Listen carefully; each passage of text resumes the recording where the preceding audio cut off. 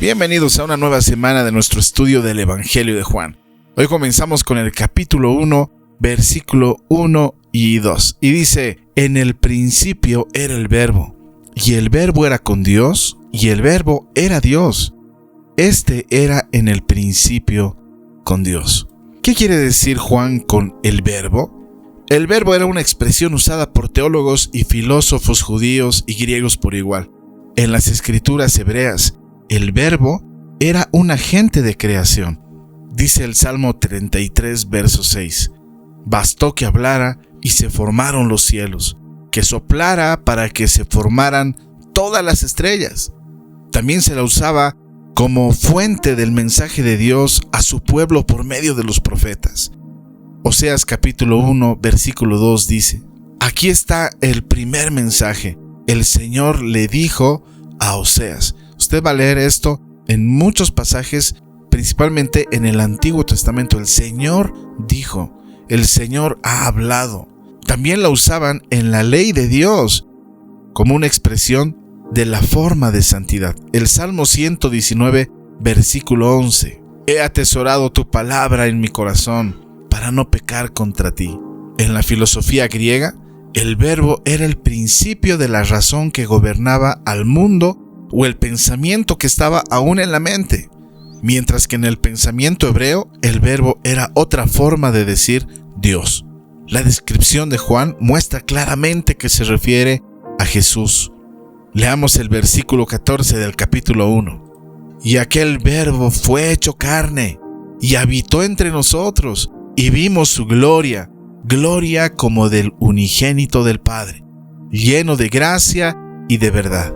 Imagínense cómo describe Juan a su maestro, como un ser humano que conocía y amaba, pero que era a la vez el creador del universo, la suprema revelación de Dios, la imagen viviente de la santidad de Dios, y todas las cosas en él subsisten, también dice la Biblia.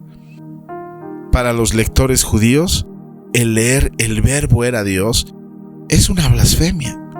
Para los lectores griegos, aquel Verbo fue hecho carne era impensable. Para Juan, este nuevo entendimiento del Verbo era el Evangelio, las buenas nuevas de Jesucristo. Y hablamos acerca de griegos y judíos porque en ese entonces eran las potencias, era la influencia social y política y religiosa que estas naciones tenían sobre el mundo.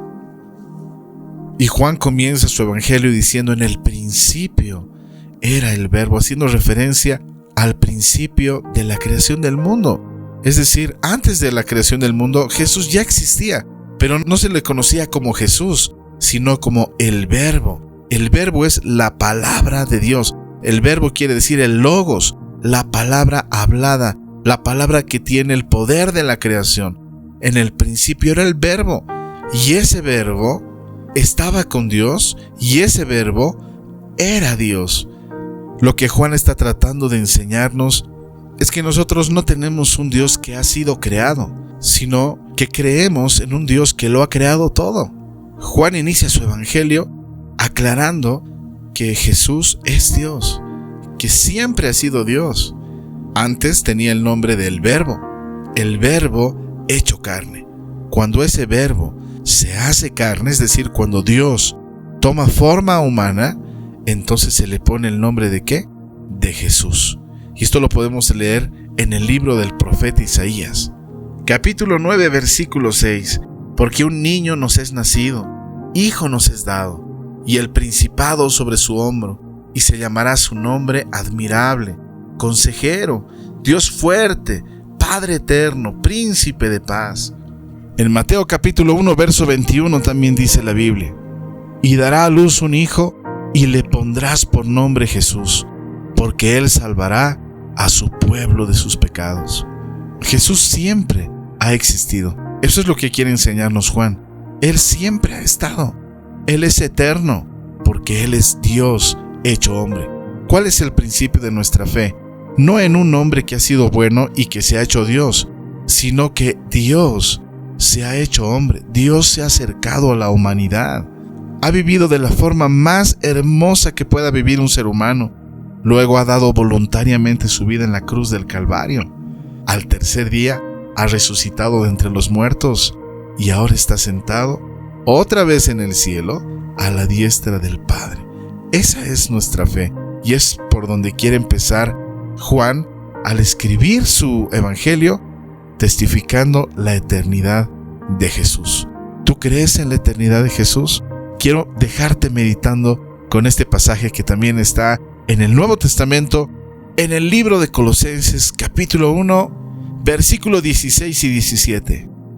Porque en Él, está hablando de Jesús, porque en Él fueron creadas todas las cosas, las que hay en los cielos y las que hay en la tierra, visibles e invisibles, sean tronos, sean dominios, sean principados, sean potestades.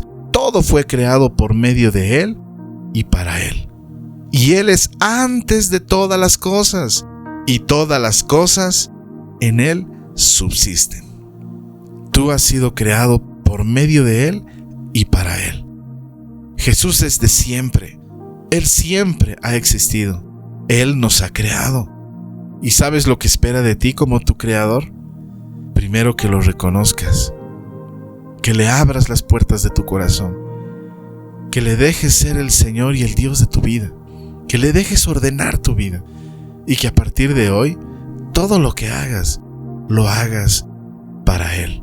Estoy seguro que si seguimos este consejo, nuestra vida va a tener un mayor valor y un mejor sentido.